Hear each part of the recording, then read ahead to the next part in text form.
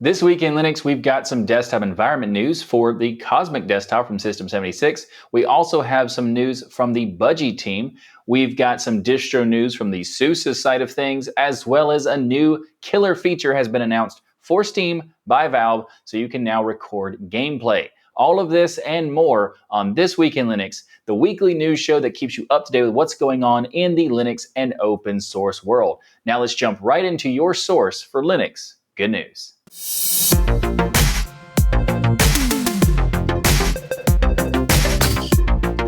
This episode of Twill is sponsored by Kolide. More on them later. System76 made waves this week with their new desktop environment, Cosmic. So we don't have an exact release date for Cosmic just yet, but they have said they plan to have the first alpha release in late July. Now, if you are not familiar with the Cosmic desktop, well, there's a lot of stuff to be hyped about because they are writing it from the ground up and it's using the Rust programming language. So it's not only going to have a modern look and feel, it's also going to have some crazy performance based on the fact that it's using Rust. So this is a really exciting thing, and I'll do a deep dive on the desktop itself when it comes out later this summer. Like I said, the alpha release is going to be in late July, but they also announced some new stuff related to the Cosmic desktop in preparation for the release, and that is a new branding with the new logos and all that sort of stuff for the Cosmic desktop. So here's just a quick quote from the blog post. It says, Cosmic makes it easy for distro developers to create the experience they envision for their users, while empowering users to curate an environment that works for them. This is the crux of Cosmic that became its slogan, visions enacted, users empowered. I also wanted to share a quote about the logo because they say that the open-ended O logo mark not only represents a display, but also signifies an unwavering commitment to open source, an invitation for community, and vast possibility through customization. Beneath it, the System76 blip in an orange/red gradient resembles a keyboard with customized LEDs, representing what's possible with Cosmic. Now that is the quote from System76 announcing the new branding. And it's funny because I had no idea that this was supposed to be a monitor/LED. It was not clear. However, it is called Cosmic, and to me, it kind of looks like a super minimal astronaut. Like that's what I saw but now that's not what they meant it to be. So I guess it was accidentally great in the sense that it looks like an astronaut to me.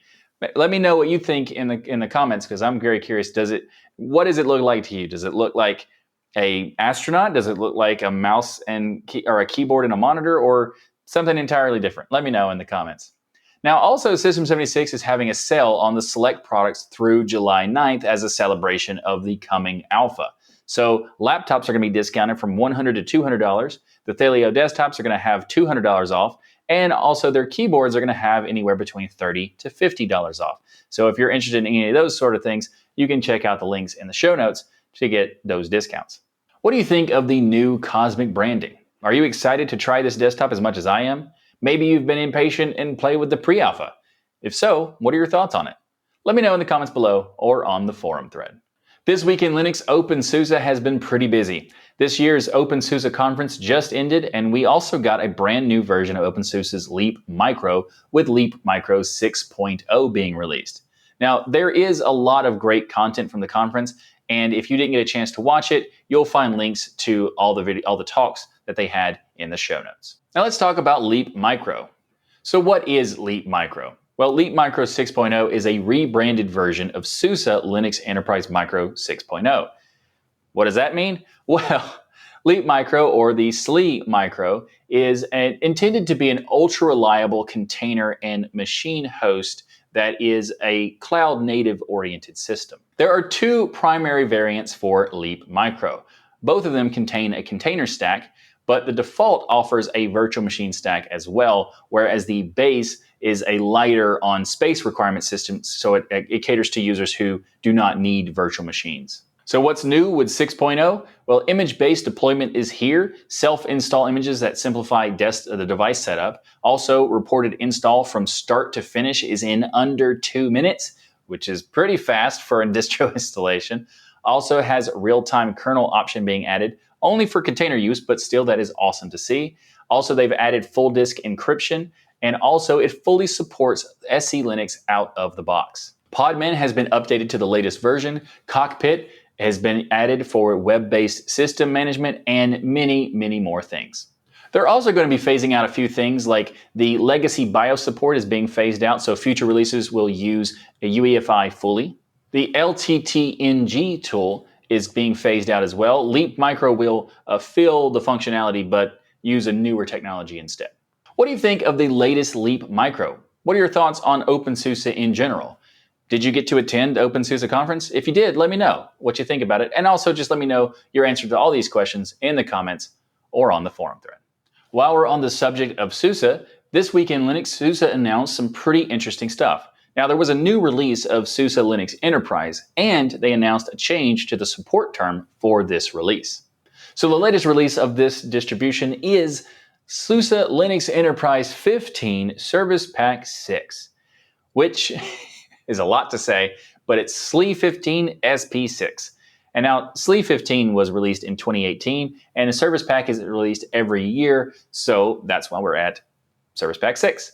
Now, what's really interesting about this particular release is that they have decided to change the support term for this particular service pack and extend it a lot.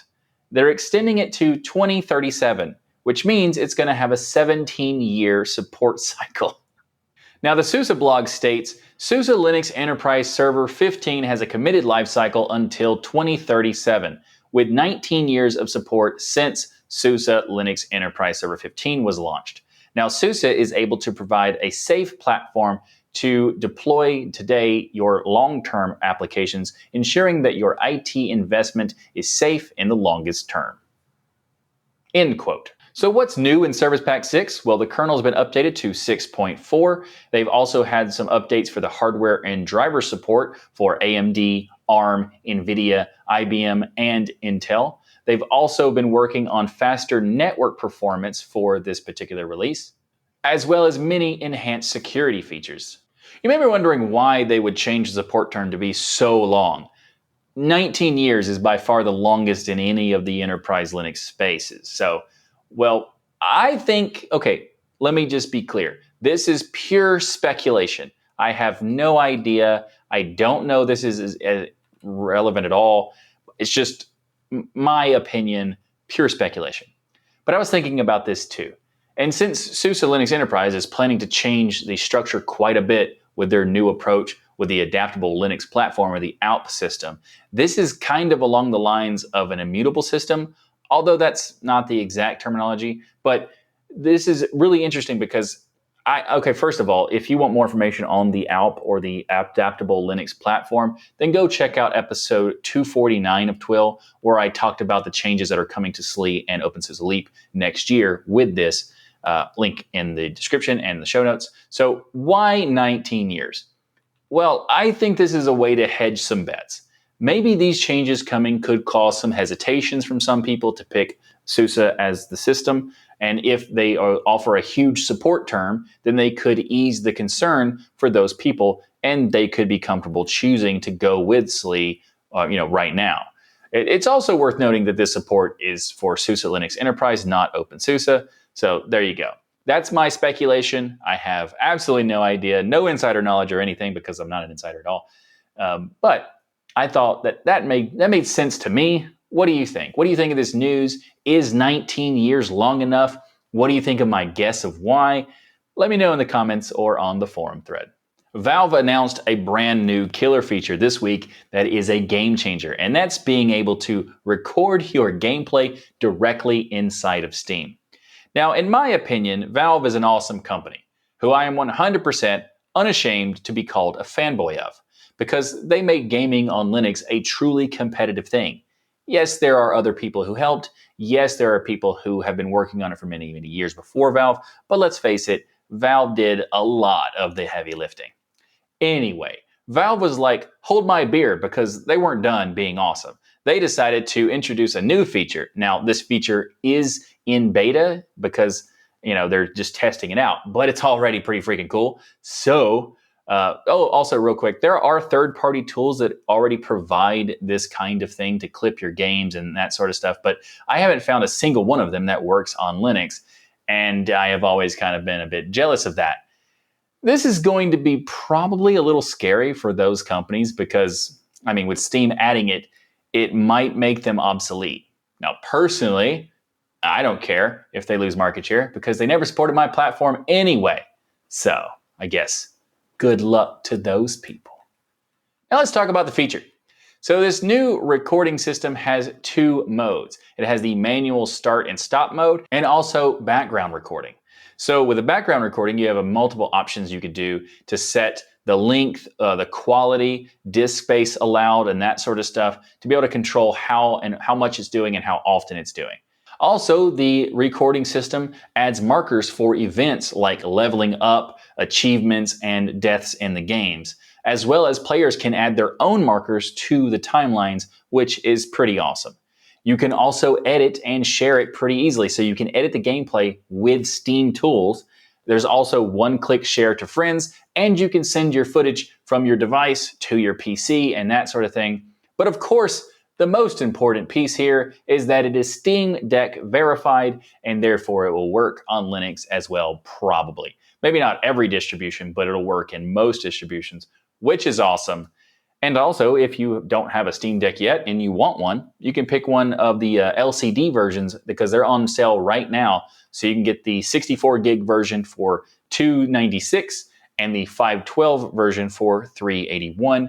And this sale ends July 11th. So if you are wanting the Steam Deck, you don't want the OLED for some reason, and you can save a little bit of money and get the LCD version right now from this sale. What do you think of Steam's new recording feature? Me, I am a big fan of this. I think this is going to be really awesome. I have always been doing my own thing with the OBS stuff, and going back and doing clips is just a pain. So you could do clips built into Steam, and it also have automatic markers and all this sort of stuff. And they're working on new features to make it even better because this is just a beta. They've already announced other stuff like specific settings for games, then like direct settings for a specific game, like all these sorts of this. It's very cool. I am excited. Do you judge me for being a Steam fanboy? Let me know in the comments or on the forum thread. This episode of This Week in Linux is brought to you by Kolide. In a perfect world, end users would only work on managed devices with the IT-approved apps. But the BYOD, or the Bring Your Own Device trend, is here, and it's here to stay. It's been in full swing for a while.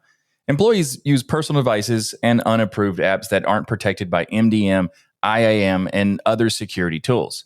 There's a giant gap between security tools that we have and the way we actually work.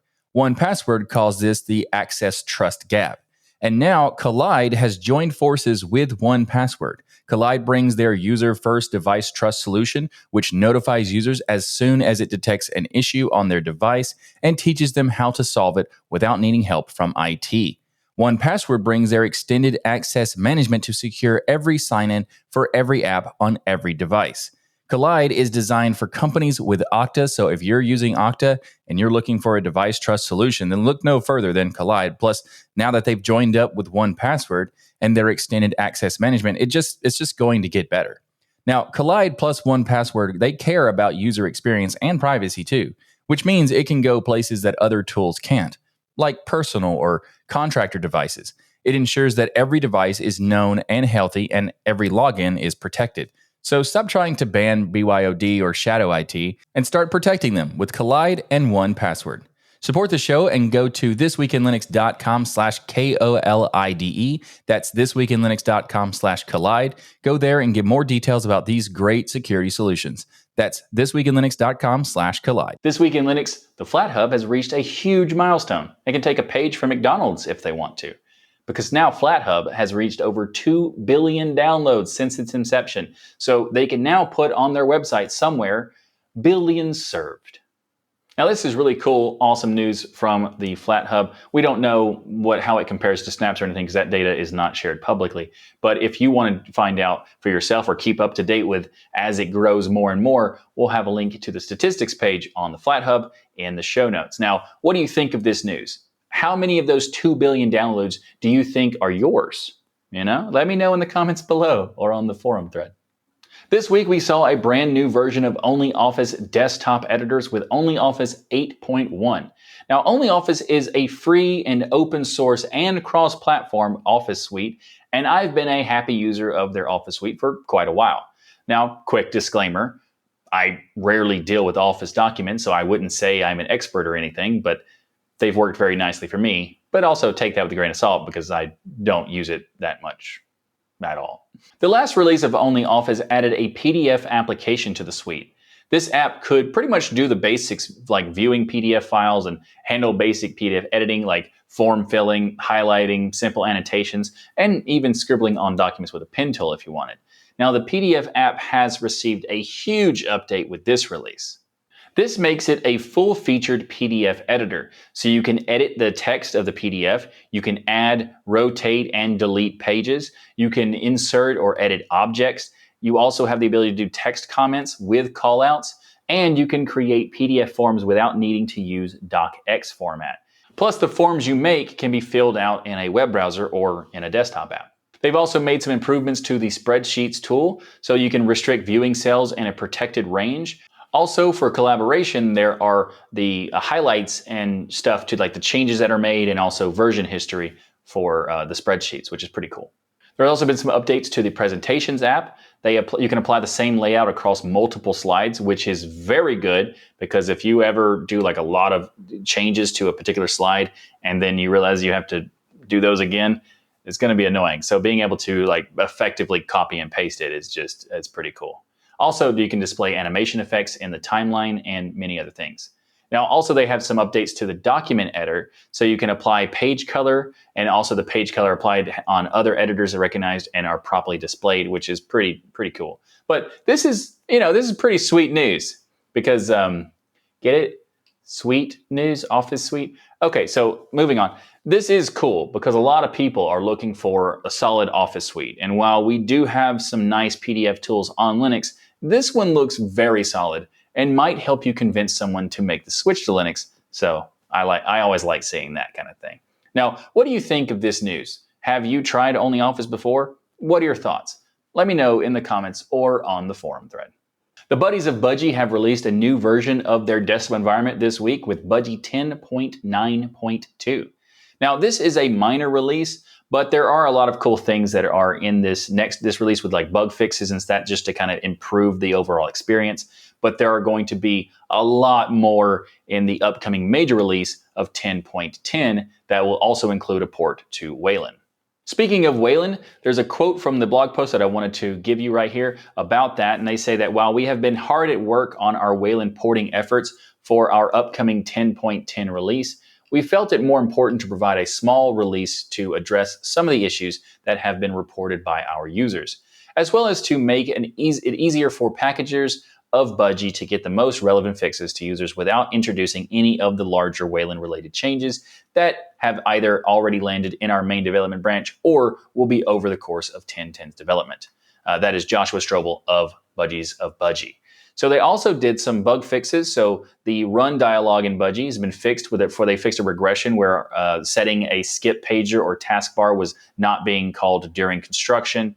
They've also did some fixes for the system tray, as well as some fixes for the dialog boxes or dialog windows, also the tab switcher, and many more. So if you are interested in using Budgie, I think it's definitely a distro you should check out. And also there's multiple different options for like Fedora Budgie is one option, which has a really solid approach. And then there's Ubuntu Budgie that has a completely different approach, but also solid. So depending on what kind of layout you want, check out those two because they're pretty good.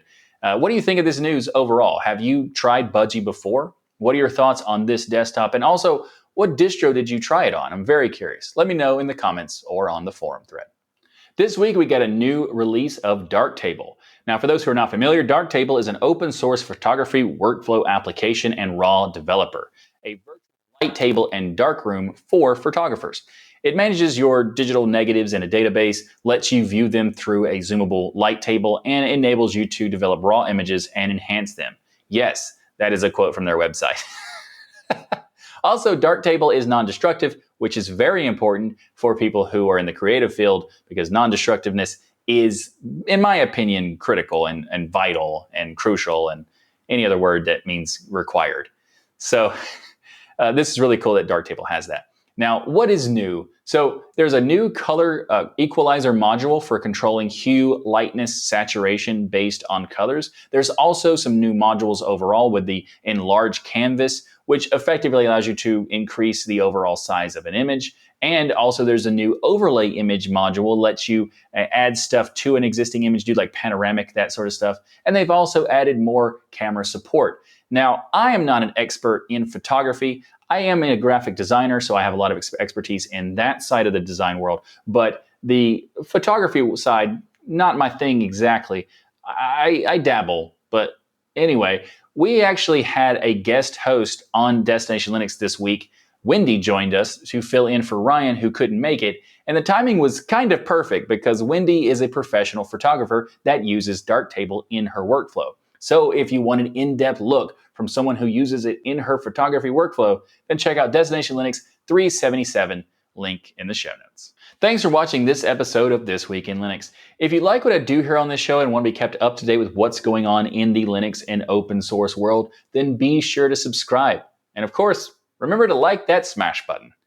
If you'd like to support the show and the Tux Digital Network, then consider becoming a patron by going to tuxdigital.com/membership, where you can get a bunch of cool perks, like access to patron-only sections of our Discord server and much, much more. You can also support the show by ordering the Linux is Everywhere t-shirt or the This Week in Linux shirt at tuxdigital.com/store.